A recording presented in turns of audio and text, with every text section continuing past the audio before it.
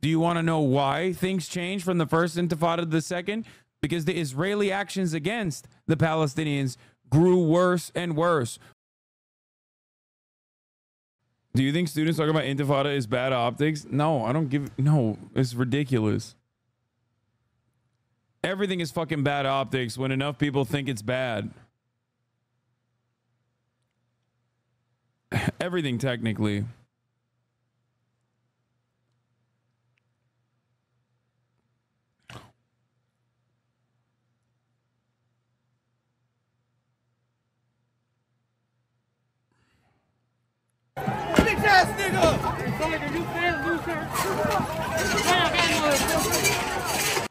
Classic.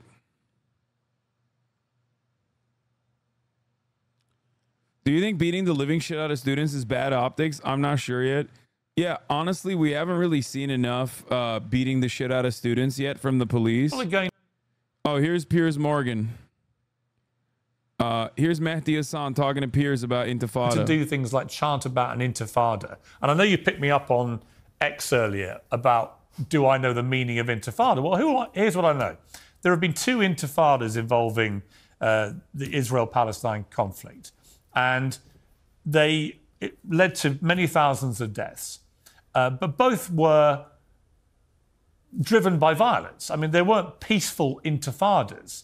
By very definition, these uprisings were violent and involved extreme violence, particularly the second one, which involved blatant acts of terrorism. So that is my understanding of an intifada. There have also been many other things in the last 30 years in the world which have been dubbed intifadas. And the one common denominator is they've all involved violent uprisings. In fact, I can't think of... No, they've involved violent uprisings against the state directed by people rebelling against said oppressive constructs of the state, sometimes including direct violence from the state.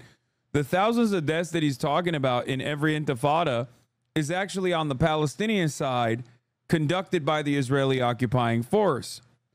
Both of these violent rebellions originally started off in nonviolent means. Ultimately, you can't just say it's still violence. Of course there is violence. There is no political action without violence. Many of you do not have an understanding of what violence is. You think violence is just when a non-state actor does something that you don't like.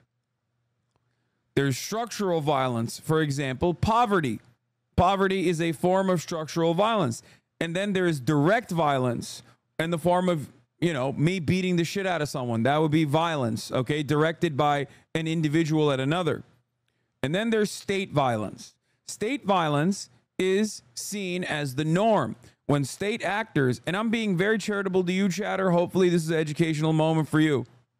When states engage... Because they have, stop trying to fucking defend it. Just listen to what I have to say. Yeah, it is the pro-Zionist Israeli chatter. I know. It just plays into the hand of the right wing, you say. Okay? Listen to the words that are coming out of my mouth, and you will understand. I'm not talking about Israel. I'm just talking about violence in general as a political subject matter. Okay? So listen. We...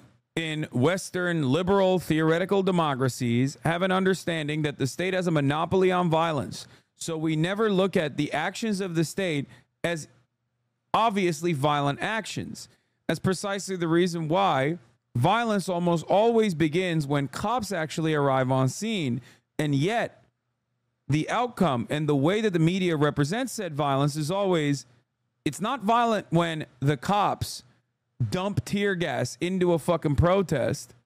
It's only violence when the protesters bring out leaf blowers to blow the tear gas back in the direction of cops. As a matter of fact, it's not illegal for the cops to dump tear gas into peaceful protesters. That's just regular protocol. The state has to do that. But when you actually use a leaf blower to blow back the tear gas in the vicinity, in the direction of the cops, that's illegal. That's chemical warfare. And what I'm saying right now is not just like a hypothetical that I made up. People actually have been not only apprehended, but arrested and criminally charged for kicking tear gas canisters back in the direction of cops. Because violence is only permissible in one direction. The way that you understand violence is dictated on these fundamentals. Okay? But violence is a constant. Violence is a constant in every political action, whether it be structural violence, whether it be individual acts of violence, or whether it be state violence. Okay? So, of course,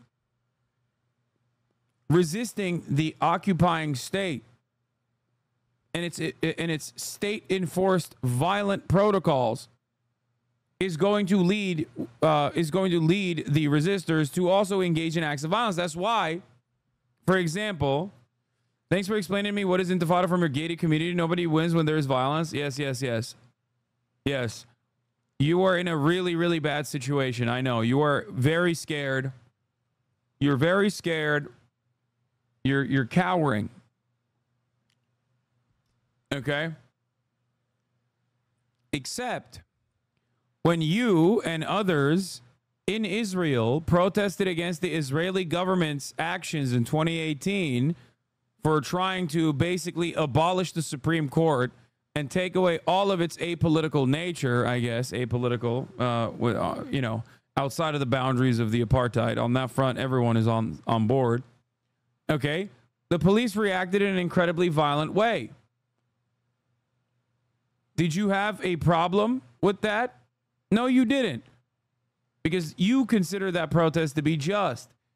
Although, from the framework of the state, that was still completely unacceptable forms of violence. It's like obstruction of justice, or rather resisting arrest. The way that your body contorts when you are arrested, the way that your body is supposed to contort is impossible for you to stand in that way, which is why technically everyone can get hit with a resisting arrest charge. It's built into the process. Violence, like I said, is constant in politics. It's all around you, whether you think you recognize it or not. Okay?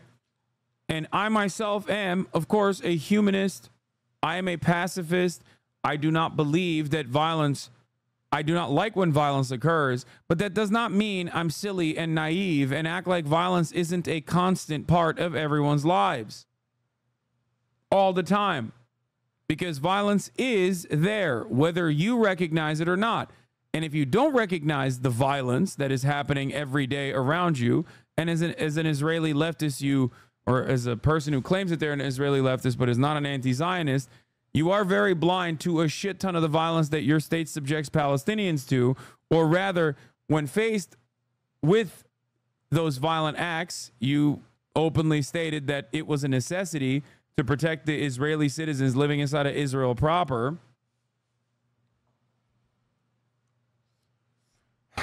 Or you're failing to consider that no matter what happens, the standard of violence is set by the oppressive structures. The standard of violence is set by the state. The first intifada, as you I'm sure know, was fought with rocks. The second, on the other hand, was fought with suicide bombs on bus stations. Do you want to know why things changed from the first intifada to the second? Because the Israeli actions against the Palestinians grew worse and worse, more and more violent.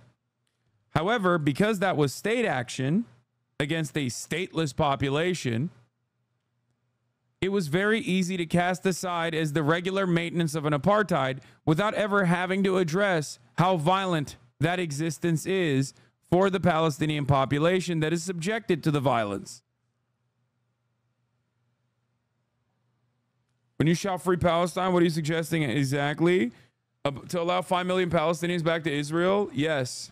I'm saying that Palestinians should have freedom to travel within the boundaries of Israel. I'm a believer. I'm firmly committed to a one-state solution. So yes, that's precisely what I'm saying. Okay? Yes.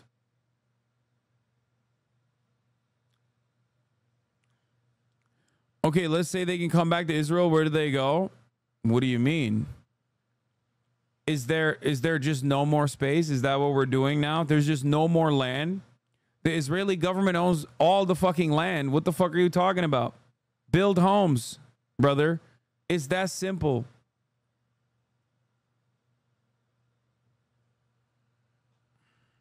What do you mean?